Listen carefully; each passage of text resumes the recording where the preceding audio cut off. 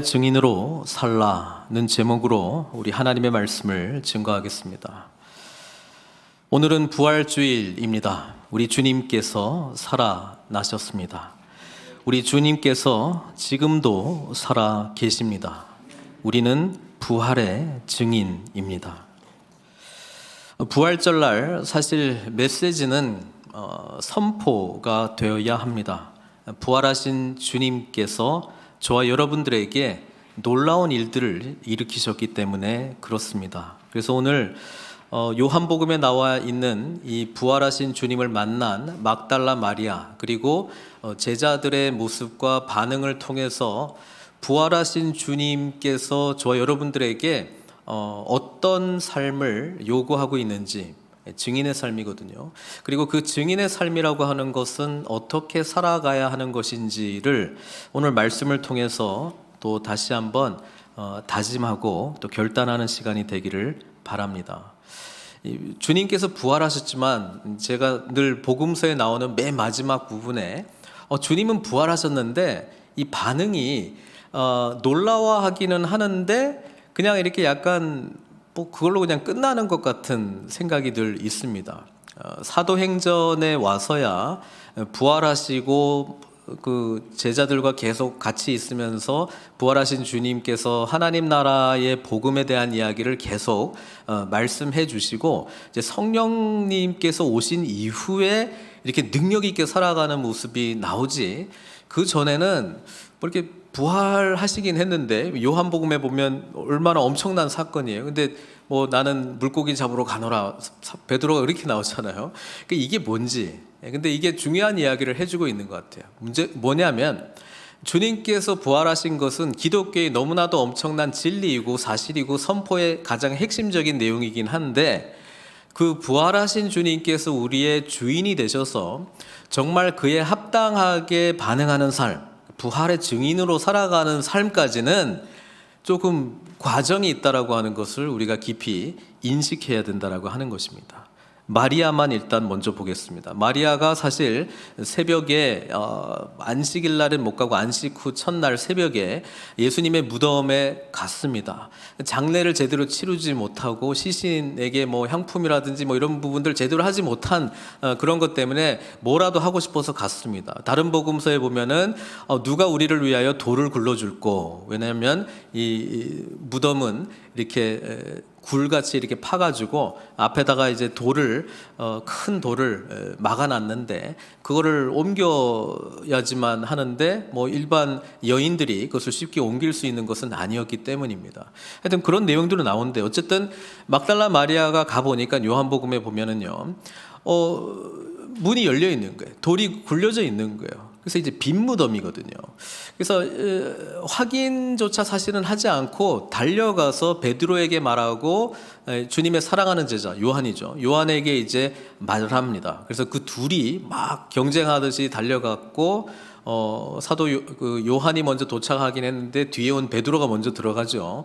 그래서 가보니까 이제 세마포만 놓여 있는 것을 보고 그냥 돌아갔다. 그게 이제 20장 앞부분에 나와 있는 내용이고 그 뒤에 내용부터 이제 11절인데, 마리아는 뭐 하여튼 그 무덤이 돌이 굴려져 있는 것을 보고 알리고 또 제자들하고 같이 왔던 것 같아요. 왜냐하면 11절에 보니까 마리아는 무덤 밖에 서서 울고 있더니 그 제자들은 가고 뭐 하여튼 마리아는 여전히 남아서 울고 있습니다.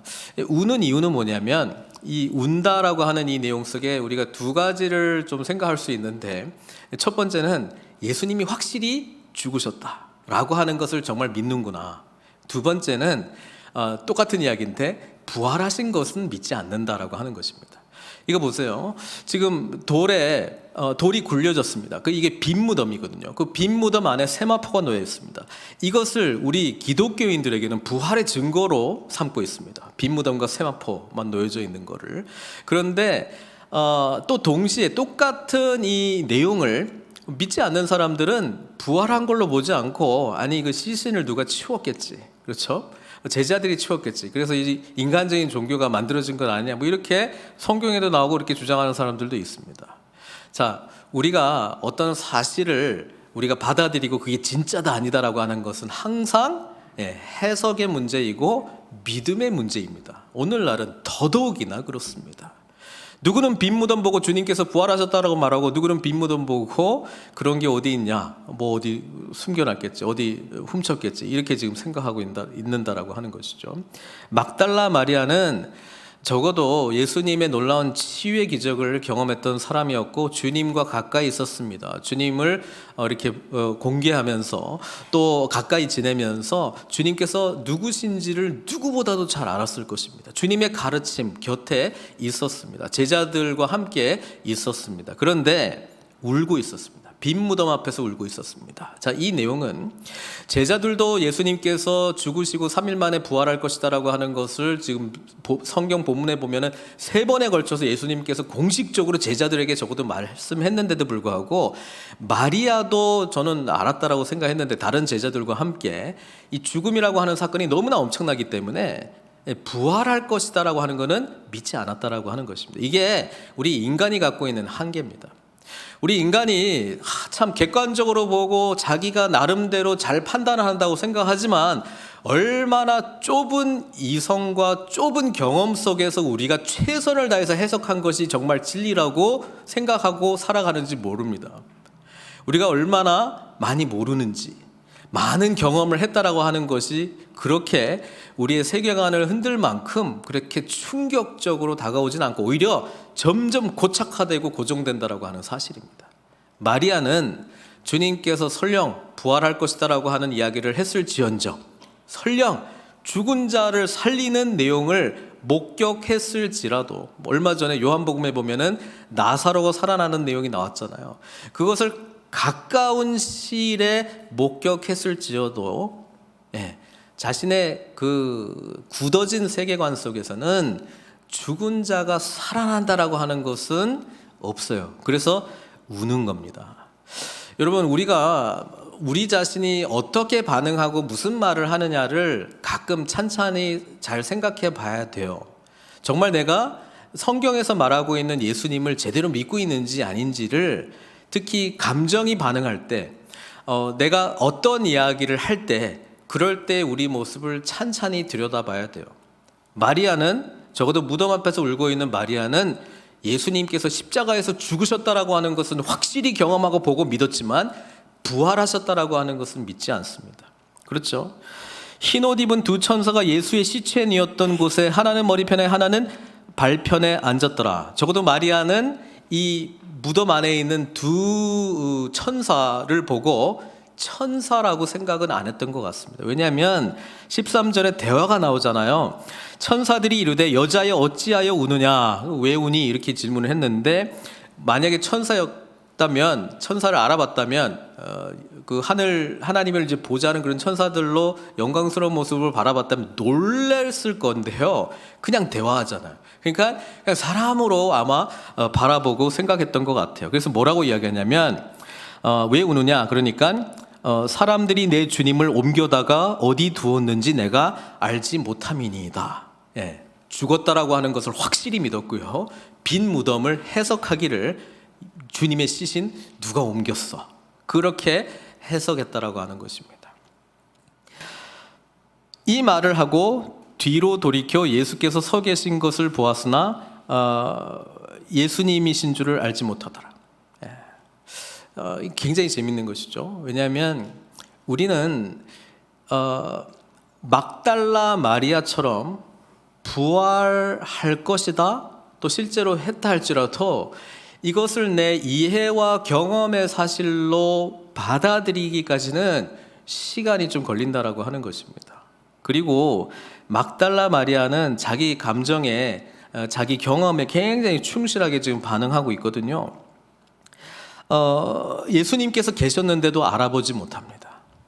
여러분, 진리라고 하는 것은 있어요. 그렇지만 내가 그것을 알 때에, 내가 그것을 만날 때에, 우리가 그것을 인격적으로, 특히 주님은 살아계신 인격적인 진리이시기 때문에 우리가 주님을 만날 때에 그것이 나의 삶을 변화시킨다라고 하는 사실입니다. 막달라 마리아, 주님께서 3일 만에 죽고 부활할 것이다라고 하는 내용을 설령 들었을지언정 현실적으로는 전혀 믿고 있지 않는 모습을 보이고 있습니다. 여러 정황들이 있는데도 우리는 부활의 증거라고 말하는 빈 무덤, 세마포를 보았음에도 불구하고, 왜? 그만큼 자기 고정된 세계관, 자기 경험, 자기 이성, 자기가 이때까지 쭉 살아왔던 것이 바뀌기에는 너무나도 엄청난 이런 단계를 거쳐야 된다라고 하는 것을 지금 성경이 말씀해주고 있고요. 언제 이 예수님을 알아보냐 하면은 이렇게 말하자면 15절에 예수께서 이르시되 여자여 어찌하여 울며 누구를 찾느냐 하시니 마리아는 그가 동산지기인 줄 알고, 이건 거예요. 예수님은 죽으셨어. 진리. 여러분, 이 생각에 고정되어 있으면 그 다른 어떤 것도 들어올 수가 없습니다. 어떤 존재가 보여요? 그러면 천사도 아니야, 예수님도 아니야, 동산지기겠지. 뭐 이 시간에 여기서 왔다 갔다 하는 사람 누가 있겠어? 동산지기겠지. 경험, 지성, 최선을 통해서 부활하신 분은 안 돼라고 하는 것을 믿는 사람의 반응일 수밖에 없죠.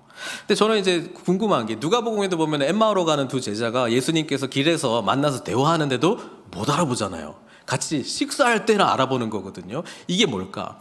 예수님께서 다른 모습으로 부활하셨나, 몸이. 그래서 못 알아보고 있다가 갑자기 이제 먹으니까 정신 차려가지고 알아채는 건가? 아니면 눈이 갑자기 열려가지고 보는 건가? 도대체 뭔가? 아니면 주님께서 다른 모습으로 있으시다가 이제 부활하신 주님이라고 한 걸 보여주시기 위해서 형체를 바꾸신 건가? 저는 그게 아니고요. 그만큼 우리가 우리의 이 세계관에 갇혀 있으면, 우리의 진리에 그냥 갇혀 있으면 안 보인다는 거예요. 아무리 보여줘도 안 보인다는 거예요. 다른 이유를 댄다는 거예요. 이게 연약한 저와 여러분들의 실상이라고 하는 것이죠. 그때 주님께서 말씀하십니다. 마리아야. 자, 요 마리아야. 이 마리아 이름을 불러줬다라고 하는 것, 뭐 성경 그 이야기는 그냥 요 한마디지만 사실은 인격적인 만남이 이루어지는 것입니다. 이름을 부르고 그 인격을 아는 것입니다. 그때 마리아의 반응이 돌이켜 히브리 말로 라보니, 선생님, 나의 선생님, 이렇게 반응한 것이죠. 여러분, 이때 마리아는 부활하신 주님을 만나게 되었고, 지금 빈 무덤은 누가 시신을 옮긴 것이 아니고 주님께서 부활하셨구나라고 하는 것을 받아들이게 된 순간입니다. 우리가 아무리 예수님은 십자가에서 우리 죄를 위해서 죽으셨어요, 그리고 3일 만에 부활하셨어요, 이거 아무리 들어도요, 이것이 나의 세계관, 지금 내가 이 세상을 살아가는 어떤 가치관, 나의 이성, 이것을 변화시키려면은 주님과의 인격적인 만남이 있어야 된다고 하는 것입니다. 그럴 때에 뒤에 나오는 내용 있잖아요. 예수께서 이르시되 나를 붙들지 말라. 내가 아직 아버지께로 올라가지 아니하였노라. 너는 내 형제들에게 가서 이르되 내가 내 아버지 곧 너희 아버지, 내 하나님 곧 너희 하나님께로 올라간다 하라 하시니. 주님께서 지금 강조하고 있는 게 뭐냐면, 내 아버지는 너희 아버지야, 내 하나님은 너희 하나님이야. 그리고 난 아직 그분께 가지 못했기 때문에 아직 올라가지 못한 나를 붙들지 마라. 저는 이렇게 바라보고 싶어요. 왜냐하면 부활 승천하시고 성령님 보내주시고 다시 오실 주님을 우리가 믿는 것인데요, 주님께서 올라가셔야 돼요. 주님께서 승천하셔야 돼요. 왜냐하면 승천하시고 난 이후에 주님께서는 어디에 앉으십니까? 하나님 우편에 앉으시는 거예요. 그 말은 이제 하늘과 땅의 모든 권세를 가지신 분으로 우리의 주님이 되신다라고 하는 사실이고, 그 주님을 우리가 만나야지. 죽었다 살아난 주님, so what? 뭐 어떻게 하라겠네. 우리는 죽었다가 살아나실 뿐 아니라 승천하셔서 하늘과 땅의 모든 권세를 가지신 그 주님을 만날 때에 우리는 부활의 능력으로 살아갈 수 있다라고 하는 것입니다. 그 주님 붙들라고 하는 것이죠. 지금 붙들지 말라는 거예요. 그리고요, 막달라 마리아가 이 인격적인 만남, 그리고 나의 아버지가 너의 아버지야, 나의 하나님이 너의 하나님이야, 주님이 고백하는 아버지 하나님, 주님이 고백하고 있는 나의 하나님을 막달라 마리아도 동일하게 고백하게 될 때에 18절이 가능하다라고 하는 것이죠. 18절이 뭐예요? 막달라 마리아가 가서 제자들에게 내가 주를 보았다, 내가 주를 보았다 하고 또 주께서 자기에게 이렇게 말씀하셨다 이르니라. 여러분, 이게 부활의 증인으로 살아가는 모습이에요. 주님을 만났어, 주님을 보았어, 그리고 주님께서는 이렇게 말씀하셨어. 우리를 위하여 죽으시고 부활하신 주님을 증거합니다. 그런데 증거하기 위해서 안 하고 있는데 막 쪼아가지고 막 강압적으로 해가지고 막 증인의 삶을 사는 것이 아니고요. 부활하신 주님을 만나게 되면, 그리고 주님께서 고백하시는 나의 아버지 하나님이 우리의 아버지 하나님이 되시면, 우리는 고백하지 않고서는, 내가 본 것을 전하지 않고서는 견딜 수가 없는 것입니다. 왜냐하면 이 사건은 놀라운 사건이기 때문에 그렇습니다. 나의 생각, 가치관, 내가 가지고 있었던 세상을 바라보는 눈, 이게 완전히 바뀌었기 때문에 증거할 수밖에 없다라고 하는 것이죠. 그래서 늘 질문은 이거예요. 나를 위해서 죽으신 주님, 이거는요 많이들 믿어요. 주님께서 나의 죄를 위해서 십자가에서 고난을 당하셨구나, 나를 위해서 죽으셨구나, 그래서 그 죽음이 곧 나의 속죄의 값이 되는구나, 여기까지 많이 믿어요. 그런데 부활하셨다라고 하는 그 주님을 인격적으로 못 만났고, 주님께서 우리에게, 부활하신 주님께서 우리를 통해서 무엇을 하시려고 하는지에 대한 선명한 음성이 없기에 증인의 삶을 못 사는지도 모르겠습니다. 사랑하는 성도 여러분, 죽으시고 부활하신 주님, 그래서 이 시대가 이제 끝이 나고 새로운 시대가 열렸다라고 하는 각성, 깨달음, 그리고 그것이 어떤 것인지를 알고 내가 믿는 하나님 아버지가 우리 주님께서 고백하고 알고 계시는 그 아버지 하나님으로 고백되기 시작할 때 우리는 정말 능력 있는 증인의 삶을 살게 됩니다. 내가 만난 주님을 말하고 싶고, 그 주님께서 이 땅 가운데 오셔서 우리를 위하여서 죽으시고 부활하시고 승천하시고 성령님 보내시고 다시 오실 것인데, 그 기간이 이루어질 동안에 우리가 어떤 삶을 살아야 되는지가 선명해지기 때문에 우리가 이제 이런 삶을 살아야 된다라고 하는 말을 담대하게 증거하게 될 줄로 믿습니다. 이게 증인의 삶이에요.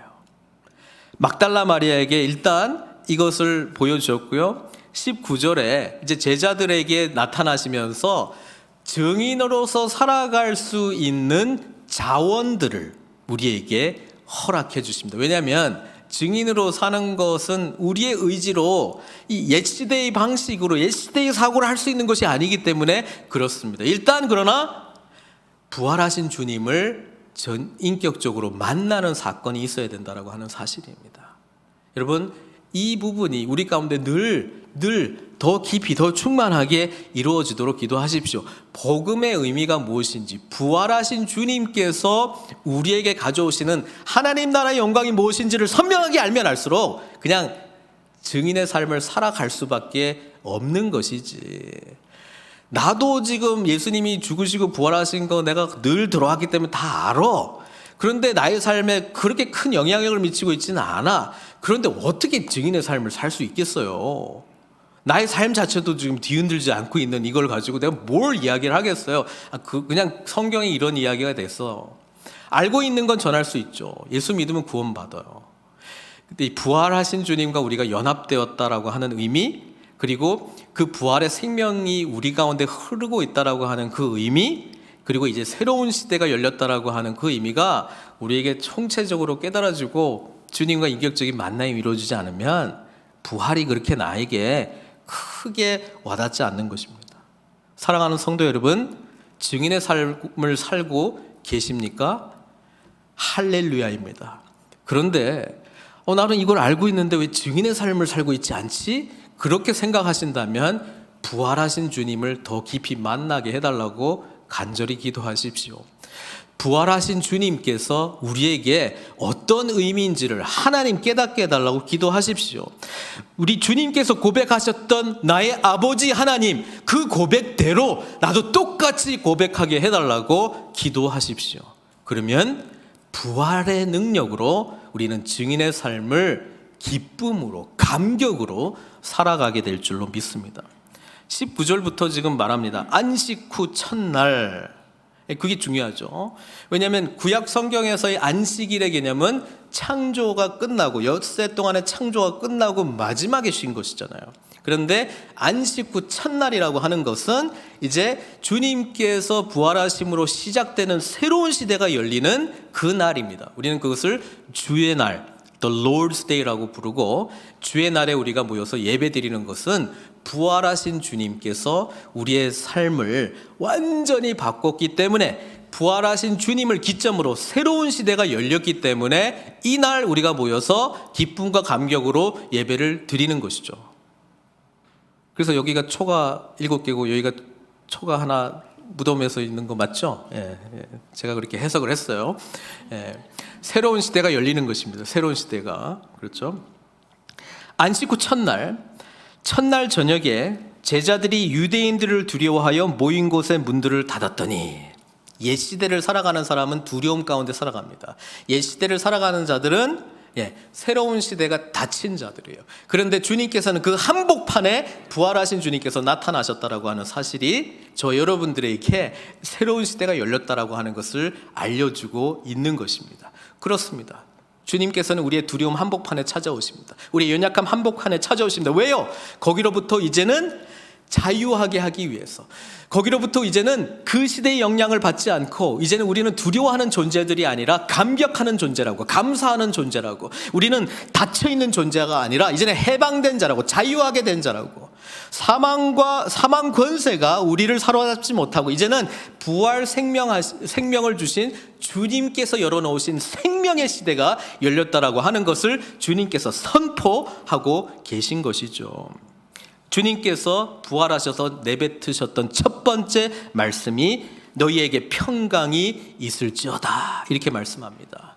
여기서 평강은 유대인들은 모일 때마다 샬롬 이렇게 인사하거든요. 그러니까 인사한 거예요. 샬롬 이렇게 한 거예요. 샬롬. 한국말로 하면 안녕 그렇게 한 거예요. 너희에게 평강이 있을지어다. 얼마나 놀랬겠어요, 제자들이. 이 말씀을 하시고 손과 옆구리를 보이시니, 손과 옆구리는 죽었다는 증거. 그런데 지금 그 손과 옆구리를 우리가 눈앞에서 보고 만질 수도 있어 부활의 증거죠. 그렇죠? 십자가에서 확실하게 죽으시고 완전히 죽으시고 완전히 부활하신 주님을 그들에게 보여주십니다. 그러고 나서 또 한 번 말씀하세요. 너희들에게 평강이 있을지어다. 그러니까 이걸 상상해 보면 안녕 이렇게 나타나셔가지고 만져봐. 안녕 이상하잖아요. 지금 이 샬롬, 두 번째 샬롬은 적어도 샬롬의 진정한 의미를 생각하라는 거예요. 샬롬은 peace, 평강이기도 하지만 하나님 안에서의 온전함을 말합니다. 모든 것이 회복되어서 하나님과의 관계성 안에서 누리게 되는 우리의 온전함 또는 형통을 말하고 있습니다. 우리에게 주님께서 십자가에서 죽으시고 부활하셔서 이 샬롬의 은혜를 주시기를 원하신다라고 하는 것입니다. 그래서 그 샬롬을 선포합니다. 그러면서 이렇게 말씀합니다. 아버지께서 나를 보내신 것 같이 나도 너희를 보내노라. 이게 무슨 말이냐면 하나님의 온전한 회복이 우리에게 이루어진다면 우리는 보냄받은 부활의 증인으로 살게 된다라고 하는 사실입니다. 새로운 시대, 새로운 피조물의 영적 DNA는 하나님 아버지께서 우리를 보내셨다라고 하는 보냄받은 정체성으로 산다라고 하는 것입니다. 그러니까 증인의 삶을 살도록 주님께서 우리를 구원해 주셨다라고 하는 의미하고 같은 이야기죠. 이거예요. 그러니까 질문해야 돼요. 계속 질문해야 돼요.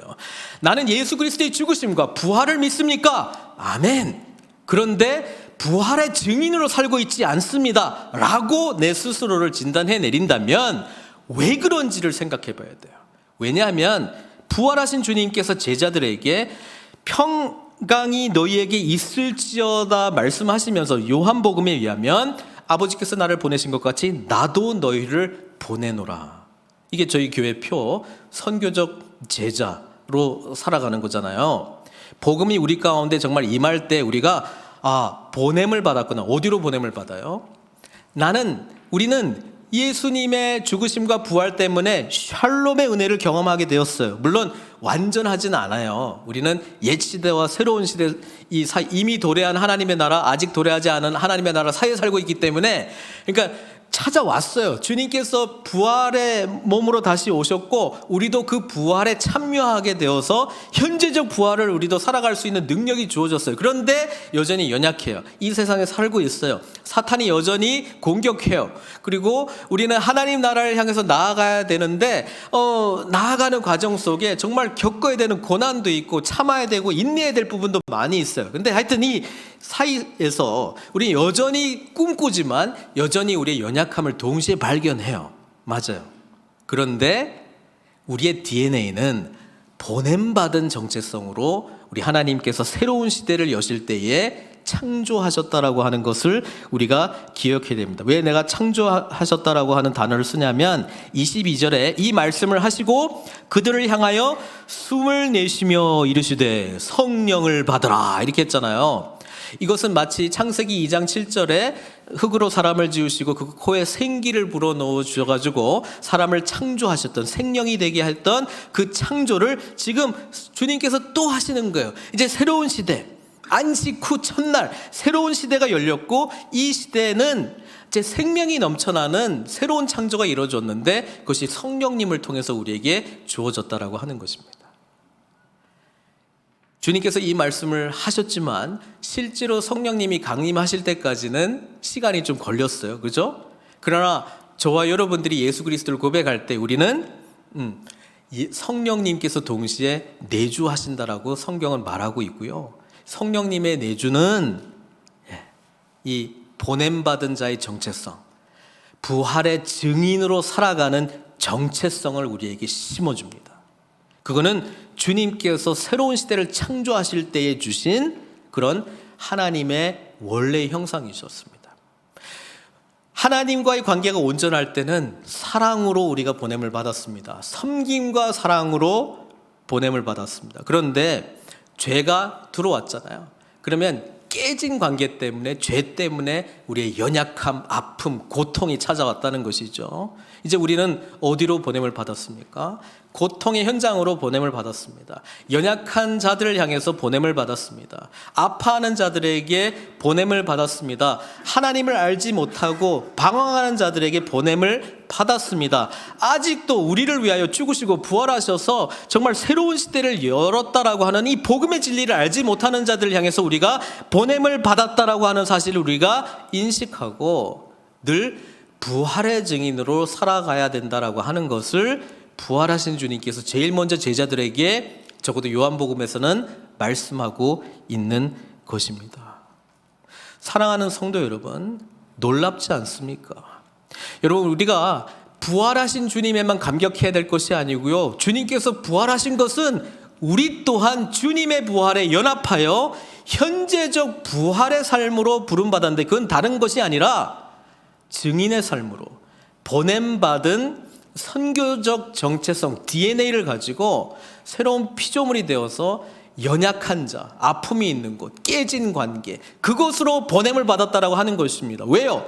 우리가 예수님의 부활하심과 연합하여 샬롬의 은혜를 경험했기 때문에, 우리가 이 세상의 고통과 아픔에 대한 해결책을 받았기 때문에 우리는 주님께서 우리에게 이런 놀라운 은혜를 베풀어 주셨다, 인격적으로 만났고 그 내용을 알기에 우리는 고통의 현장, 아픔의 현장, 깨진 현장 가운데 보냄받았다라고 하는 사실입니다. 사랑하는 성도 여러분, 기쁜 부활 주일입니다. 주님의 부활을 우리가 축하하며 동시에 이 부활의 은혜에 연합하여 세상 가운데, 깨진 세상 가운데 보냄받은 부활의 증인으로 사시는 저 여러분들 되시기를 주님의 이름으로 축원드립니다. 이 시간 기도하겠습니다. 예수님께서 우리를 위해서 죽으셨습니다. 예수님께서 우리를 위하여 부활하셨습니다. 승천하셨습니다. 성령님 보내주셨습니다. 다시 오실 것입니다. 이게 복음의 내용인데요, 얼만큼 내 삶의 진리로 우리는 받아들이고 살아내고 있습니까? 연약한 부분이 보인다면 부활하신 주님을 더 인격적으로 만나게 해주십시오. 부활하신 주님의 능력을 경험하게 해주십시오. 부활의 소망으로, 부활의 증인으로 살게 해주십시오. 이렇게 기도하시고요. 이 부활의 은혜가 감격스럽습니까? 주님께서 저와 여러분들을 구원해 주신 이 은혜가 감사합니까? 우리 안에 내주하시는 성령님이 있다라고 하는 것을 확신하십니까? 그러면 우리는 보냄받은 자라고 하는 정체성을 붙드시고, 주님, 어디로 주님 저를 보내십니까? 어디로 제가 가야 합니까? 깨지고 아파하는 현장이 어디입니까? 주님, 저로 하여금 어디로 보내셨습니까? 물으시고, 거기에 하나님만이 주실 수 있는 예수 그리스도의 평강으로 가득하게 해달라고, 샬롬의 은혜를 경험하게 해달라고, 새로운 시대를 우리와 함께 나아갈 수 있도록 해달라고 우리가 기도하셨으면 좋겠습니다. 부활의 증인으로 살아가는 것은 부활의 은혜에 감격할 뿐 아니라 부활의 증인으로 아픔과 고통과 깨진 세상 가운데 보냄받은 자로 살아가는 것입니다. 결단하는 기도 주님께 올리도록 하겠습니다. 함께 기도하시겠습니다. 사랑의 하나님 아버지, 감사합니다. 부활하신 주님을 찬양합니다. 우리를 위하여 죽으시고 우리를 위하여 부활하신 주님을 찬양합니다. 새로운 시대를 열어주신 주님을 찬양합니다. 우리에게 아버지 하나님 성령님 보내주신 주님을 찬양합니다. 하늘과 땅의 모든 권세를 가신 주님을 찬양합니다. 아버지 하나님, 그 주님 의지하여 그 주님과 연합하여 하나님 아버지, 우리 또한 세상에 보냄받은 자로 살아갈 수 있도록 은총 베풀어 주시옵소서. 성령께서 우리에게 능력 주시고 우리에게 힘 주시고 우리가 아버지 하나님 부활의 증인으로 살아갈 수 있는 모든 자원을 주셨음을 믿사오니, 우리가 아버지 하나님 성령으로 충만하며 말씀 붙들고 하나님 아버지께서 보내신 곳에 아버지 하나님 주님의 손과 발이 되어 주님의 음성이 되어 주님의 말씀이 되어 살아계신 우리 부활하신 우리 주님을 증거하는 증인의 삶을 살아갈 수 있도록 은총 베풀어 주시옵소서. 아버지 하나님, 부활의 주님을 찬양합니다. 그리고 그 감격 속에서, 그 능력 속에서 오늘 또한 주님께서 우리에게 제시하는 길을 가려고 합니다. 아버지 하나님, 증인의 삶을 통하여 주님 영광 받아주시고 다시 오실 주님을 바라보면서 우리가 하나님 나라의 삶을 살아내는 참된 선교적 제자의 삶을 살아갈 수 있도록 축복하여 주시옵소서. 우리가 알지 못했을 때, 미처 알지 못했을 때 우리를 위하여 죽으시고, 우리가 전혀 감지하지 못했을 때 우리를 위하여 부활하신 주님을 찬양합니다. 부활의 능력이 우리의 삶을 지배하게 해주십시오. 부활의 생명이 우리의 삶에 넘쳐나게 해주십시오. 부활하신 주님과 인격적인 만남이 있게 해주십시오. 그래서 주를 보았다, 주님께서 말씀하시는 이 내용, 하나님 나라 복음의 내용을 온전히 증거하게 해주셔서 깨진 세상 가운데 회복이 일어나게 해주시고, 깨진 관계 가운데 회복이 일어나게 해주시고, 고통과 아픔의 현장 가운데 회복이 일어나게 해주셔서 주님을 주님으로 모시고 함께 이 놀라운 평강, 샬롬의 은혜를 향하여 함께 나아갈 수 있는 저희들 될 수 있도록 은총 베풀어 주시옵소서. 전 세계가 부활주일날 주님을 찬양하고 있습니다. 우리 몸된 교회 또한 세상에 보냄받은 선교적 정체성을 온전히 감당하게 해주셔서 주님 다시 오시는 날에 정말 잘했다 칭찬받는 그런 몸된 교회 될 수 있도록 축복하여 주시옵소서. 모든 것 주님께 의탁드립니다. 모든 것 주님께 영광 올려드립니다. 홀로 영광 받아 주시옵소서. 예수님의 귀하신 이름으로 기도드리옵나이다.